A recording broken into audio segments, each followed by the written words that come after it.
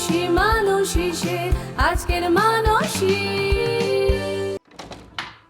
ইংরেজিতে একটি প্রচলিত কথা রয়েছে, the show must go on. আর আজ যার সাথে দেখা করতে এসেছি তার ক্ষেত্রে এই কথাটা একেবারে সঠিকভাবে যায়।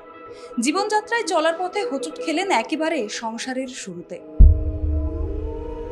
জীবনের সেই সংঘাত পেরিয়ে কি করলেন আমাদের আজকের মানুষই, এখন কেমন রয়েছেন তিনি, তাই জানবো আজকে।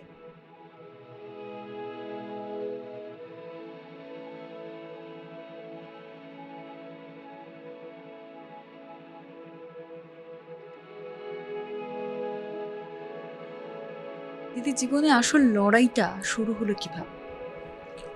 আসল লড়াইটা আমার শুরু হয় 2001 সালে। আমার মেয়ে জন্ম হয়।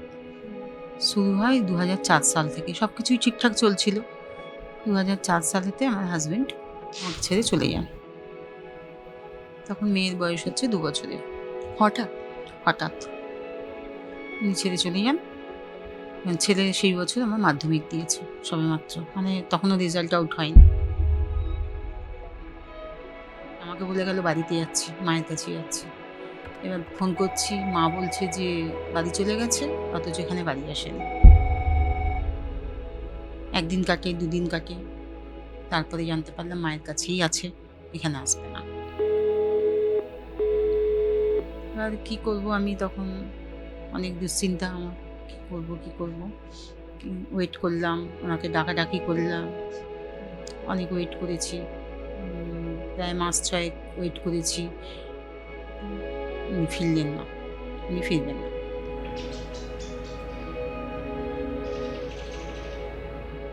হঠাৎ খেয়ালে এসেছিলেন, হঠাৎ খেয়ালেই চলে গেলেন। রইল পড়ে কিছু স্মৃতি, আর সংসারের মানুষগুলো। রেখা তখন আকুল পাথারে। ছেলে মেয়ে এবং স্ত্রীকে ছেড়ে হঠাৎ স্বামী নিজের খেয়াল মতো চলে গেলেন। তারপরে তো পুরো সংসারের দায়িত্বই আপনার উপর, ছেলে মেয়ের দায়িত্ব আপনার উপর, তাদেরকে পড়াশোনা করাতে হবে। আর সবচেয়ে যেটা বড় চাপ, সেটা হচ্ছে সবাইকে দেখে রাখতে হবে, উপার্জন করতে হবে। তার আগে তো আপনি বোধহয় বাইরের জগৎটা সেরকম ভাবে, 10 পয়সা নুন আনতেও বাইরে যেতাম না। তো কিভাবে আপনি নিজেকে ততদূর অবধি আপনি নিজেকে শক্ত রাখলেন যে না, আমি এবার বেরোবো, আমি উপার্জন করবো? যখন আসবে না তখন তো আমি ছেলে মেয়েকে ফেলে রাখতে পারবো না, আমি তো ফেলে দিতে পারবো না, বা আমি কোথাও চলে যেতে পারবো না। তখন আমি চিন্তা করলাম যে আমাকে তাহলে এবার কাজে বেরোতে হবে। বলে আমি তখন কাজে বেরোই। কতটা অসহায়তার মধ্যে দিয়ে গেছেন নিজেকে, কতটা অসহায়? সারা রাত শুয়ে শুয়ে কেঁদেছি, সকালবেলা উঠে বাচ্চাদের জন্য রান্না করে রেখে সারাদিন বেরিয়ে গেছি। প্রথমে কি কাজ করলেন, কি কাজ করার চেষ্টা করলেন? প্রথমে মার্কেটিংয়ে কাজ করতাম, কসমেটিক্সের মার্কেটিংয়ে কাজ করতাম। এরকম 2-3টে কাজ করার পর তখন সিদ্ধান্ত করলাম যে আমি এরকম করে কাজ করছি, টার্গেট দেয়, টার্গেট ফুলফিল না হলে মাইনে দেয় না ঠিকঠাক, মাইনের জন্য ঝোলায়। এবার আমার তো দিনের শেষে আলটিমেট টাকাটার দরকার। তখন আমি চিন্তা করলাম, যেহেতু অনেক দিন ওখানে নিউ মার্কেটে আমি কাজ করছিলাম, কাজ করার পর ওখানে কিছু লোকের সঙ্গে জানা পরিচয় হয়ে গেছিলাম, একটা দোকান ভাড়ায় নিলাম। ভাড়ায় নিয়ে তখন নিজে এবারে বড়বাজার থেকে, তারপরে ফেন্সি মার্কেট থেকে আমার কিছু সোনা ছিল, সোনাকে বিক্রি করে মালপত্র তুলে কুর্তি করে নিজের দোকান চালু করলাম, নিজের দোকান করলাম। সেখানে একটা স্টাফ রাখলাম, রেখে দোকান চালাচ্ছিলাম, চলছিল দোকান। এবার মেয়েটা আস্তে আস্তে বড় হচ্ছে। ছেলে মাধ্যমিকের পর পড়াশোনা করলো? হ্যাঁ, 11-এ ভর্তি করলাম। এবারে মেয়েটা আস্তে আস্তে বড় হচ্ছে, ছেলে টিউশন চলে যায়, কখনো বন্ধুদের সঙ্গে খেলতে চলে যায়। আমি বেরিয়ে যাওয়ার পর ছেলে একটু বন্ধু বান্ধব বেশি হয়ে গেল, গাইড কেউ নেই, মেয়েটা ছোট। ও বাড়িতে সারাদিন কখনো একা থাকছে, কখনো স্কুল থেকে এসে বাইরে বসে থাকছে আর করছে, এরকম অনেক প্রবলেম হচ্ছিল মেয়েটাকে রাখার। পড়াতে আসতেও মাস্টার স্যার পড়াতে আসলে পরে অসুবিধে হতো, একা মেয়ে ছেলে। এসব চিন্তা ভাবনা করে তখন দোকানটা তুলে দিলাম। দোকানটা তুলে দিয়ে মেয়েটাকে মেদিনীপুর রামকৃষ্ণ মিশনে ভর্তি করলাম, হোস্টেলে। ও হোস্টেলে থাকতো, আমি এখানে একটা রেস্টুরেন্ট করলাম।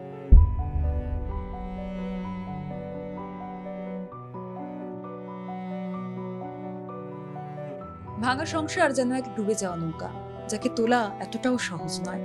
একা হাতে পরিশ্রম করে যেতে লাগলেন রেখা মুখার্জি, কিন্তু ছেলে মেয়ে এবং সংসারে সবকিছুর চাপে তিনি যেন দিশেহারা। রেস্টুরেন্ট খুললেন, তারপর কি আপনি একটু হলেও লাভের আশা দেখছিলেন? হ্যাঁ, রেস্টুরেন্ট খুলে আমি লাভের আশা দেখেছিলাম, ভালো চলছিল। একটা রেস্টুরেন্ট, চাইনিজ রেস্টুরেন্ট খুললাম, সেখান থেকে আর একটা মিষ্টির দোকান একই লাইনে একই সঙ্গে ভাড়া করলাম, সেটা নিয়েও চলছিলাম। তারপরে নান, পরোটা, পেটাই পরোটা সেসব খুললাম। 3টে সঙ্গে দোকান একসঙ্গে চালাতাম, আমার ছেলে প্লাস 3টে স্টাফ, সবাইকে নিয়ে ভালো চালাচ্ছিলাম।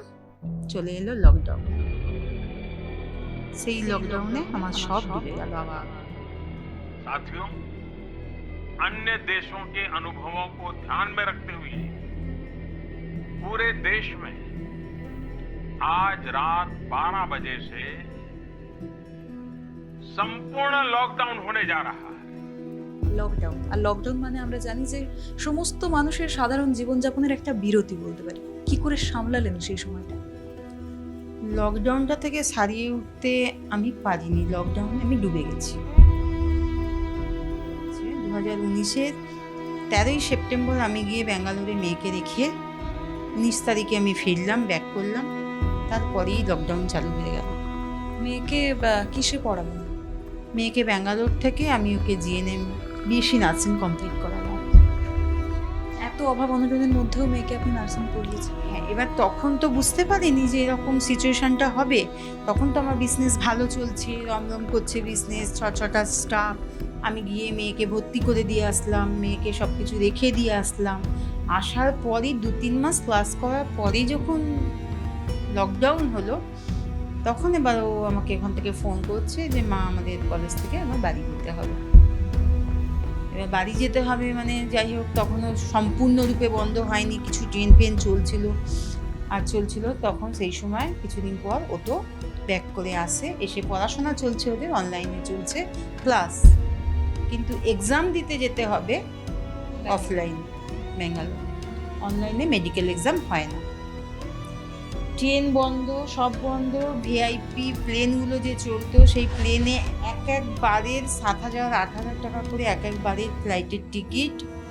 সেই টিকিট কাটিয়ে কি করেছি, ওই বন্ধন, তারপরে হচ্ছে আইআইএফএল, কিছু সোনা আমার ছিল, সেসব বন্ধ করে রেখে আজও ছাড়াতে পারিনি আমি। চলছে আমার এরকমই, ইন্টারেস্ট দিয়ে যাচ্ছি। দিয়ে এইভাবে করতে করতে তখন চিন্তা করে দেখলাম যে এরকম করে তো হবে না, সব ঘর থেকে জিনিস চলেই যাচ্ছে, কিন্তু আমার আলটিমেট কিছু হচ্ছে না, মেয়েটাকে পড়াতেও হবে। এইভাবে তাহলে একে তো ব্যবসা বন্ধ, কিন্তু মেয়েকে পড়াতে হবে, এইভাবে সব ধার দেনা সোনা গয়না সব দিয়ে কোনো রকমে দিয়ে প্রায় 9 করে আমার 9 লাখ টাকার মতো দেনা হলো। সেই 9 লাখ টাকার দেনাদার তো বুঝবে না আমার কি পরিস্থিতি, আমার কি সিচুয়েশন, দেনাদার তো বুঝবে না, তাদেরকে দিতে হবে। তখন থেকেই আমি এই বাড়িতে হোম ডেলিভারির কাজ চালু করলাম।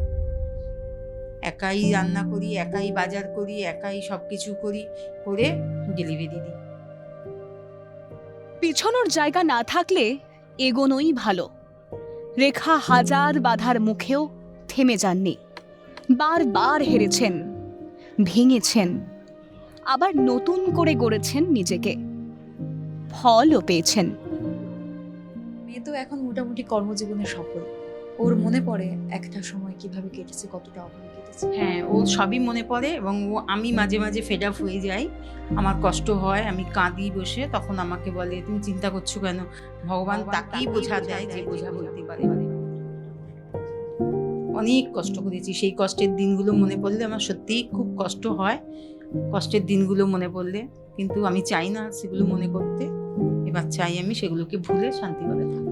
এই যে এখন আপনি এতজনকে খাওয়ান, এতজনের মুখে খাবার তুলে দেন, একটা সময় হয়তো এমনও গেছে যে আপনার নিজেরই মুখে খাবার ওঠেন, কিংবা আপনার ছেলেপুলেদের মুখে আপনি খাবার তুলে দিতে পারেননি। হ্যাঁ, এরকমও দিন গেছে যে আমি 50 মুড়ি এনে আমার ছেলে মেয়ের জন্য রেখে গেছি, আমি নিজে জল খেয়ে কাজে চলে গেছি। এরকমও দিন গেছে। এসে রাত্রিরে একটা রুটিকে 8খানা করে ওদের 2জনকে দিয়েছি, আমি নিজে জল খেয়ে শুয়ে পড়েছি। ছেলে কি করে? ছেলে এখন জোম্যাটোতে ডেলিভারি কাজ করে, কুরিয়ার সার্ভিসে কাজ করছিল, এখন জোম্যাটোতে করে। আর বাড়ি ঘরে এইসব কি আপনি বানিয়েছেন? বাড়িঘর তো এই বাড়িটা আমার বাবা করে দিয়েছিলেন, ওই দিকটা আমি করেছি। ওই দিকটা পুরো দোতলাটা ওপরে ঘর করে ভাড়া দিয়েছি, এটা সব আমিই করেছি। তারপর থেকে স্বামীর সাথে আর কোনো যোগাযোগ কোনো কোনোদিন চলে যাওয়ার পর থেকে ফোন করে একটা জিজ্ঞাসাও করেনি ছেলে মেয়ে কেমন আছে। এখনো নয়? না, উনি বিয়ে করেছেন, ভালো আছেন, ভালো থাকুন। আপনি নিজের মতো করে ভালো আমি আমার নিজের মতো করে বাঁচবো ছেলে মেয়ে নিয়ে। একসাথে চলা হয়নি শিশির ভেজা পথে, একসাথে তোলা হয়নি ভোরের শিউরি। তবু রেখা একা নন, নিজেকে ছড়িয়ে দিয়েছেন একের পর এক ব্যবসায়। তাতে একাকিত্ব যেমন কেটেছে, তেমনই সচ্ছল হয়েছে সংসার।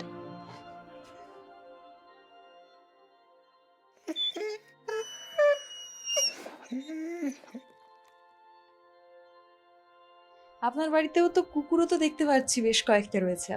আপনার কি মানে শখ আছে ওদেরকে রাখার, নাকি একাকিত্ব কাটানোর জন্য? প্রথমে আমি শখ করে একটাকে পুষেছিলাম, তারপরে যখন দেখলাম যে শুধু রান্না দিয়ে তো চলবে না, রান্না আজ অর্ডার দিচ্ছে, কাল হয়তো পাচ্ছি না, এখন ফিক্সড হয়ে গেছে অনেকে, কিন্তু শুধু শুধু তো এত ফিক্সড হয়নি। তখন কি করব, আমি আমার মেয়েকেও কলেজে এত এত টাকা দিতে হবে, তখন আমি এদেরকে প্রোডাকশন করি, মানে বাচ্চা তুলে বিক্রি করি। মানে এটাও আপনার একটা ব্যবসার একটা মধ্যে business, ছিল? হ্যাঁ। আর কতগুলো ব্যবসা করেছেন আপনি? এর সঙ্গে শাড়ির ব্যবসা করি, এখনো করি। এখন মোটামুটি আপনার এই সব কিছু মিলে স্টেবল অবস্থা নাকি?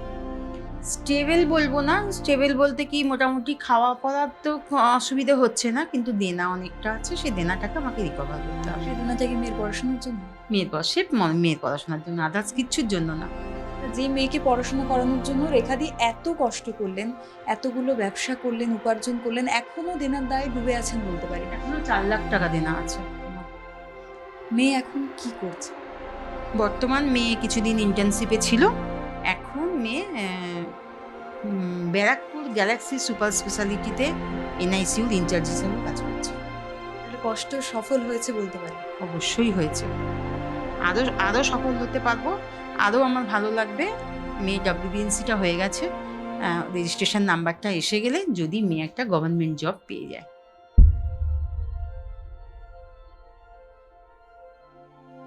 আপনজনের দায়িত্ব নিজের কাঁধে এলে তো নিজের ইচ্ছেগুলো ফিকে পড়ে যায়, শখগুলো পূরণ হয় না। তো আপনি তো সেই সময় বোধহয় আপনার নিজের সব শখ আহ্লাদ সবই বোধহয় ত্যাগ করেছিলেন। শুধু সেই সময় কেন, তখন থেকে এখনো পর্যন্ত আমার সমস্ত শখ মাটির নিচে চাপা পড়েছে। এখন একটাই টার্গেট, আমার লোন শোধ করা। তারপরে মেয়েরও ইচ্ছা আছে যে লোনগুলো শোধ হয়ে গেলে ও MSCটা কমপ্লিট করে PhD করবে। যখন সম্পূর্ণ সব রেস্ট হয়ে যাবে, শান্তি হয়ে যাবে, সবকিছু মানে আমি নিশ্চিন্তে থাকতে পারবো, তখন প্রধান কাজ হবে মেয়েটাকে বিয়ে দেওয়া। আচ্ছা, এটা একটা বড় কাজ, মেয়েটাকে বিয়ে দিতে হবে। দিয়ে এবারে হয় কোনো বৃদ্ধাশ্রমে চলে যাব, সত্যি তাই, হয় কোনো বৃদ্ধাশ্রমে চলে যাব, আর না হলে যদি ছেলের সঙ্গে থাকবে, সেও তো বিয়ে করবে, তার বউ তো নাও মানতে পারে, নাও থাকতে পারে সঙ্গে। এখনকার দিনে এতখানি এক্সপেকটেশন রাখা তো ভালো না। বৃদ্ধাশ্রমে চলে যাবো একা, আর কি, এটাই ইচ্ছে আমার। ভগবান তাকেই বোঝা দেয় যে বোঝা বলতে পারে। আপনি আশা দেখেন যে একদিন আর এইসব কোনো চাপ তার উপর থাকবে না, তিনি একেবারে শান্তি মনে থাকতে পারবেন, সময় কাটাতে পারবেন নিজের সাথে নিজে, যেটা আজ অব্দি হয়তো হয়ে ওঠেনি। রেখা মুখার্জির মতো লড়াই করে হার না মানা নারীদের নিয়ে আমাদের আজকের মানুষে দেখার জন্য চোখ রাখুন ক্যালকাটা নিউজে। মানুষই সে আজকের মানুষই।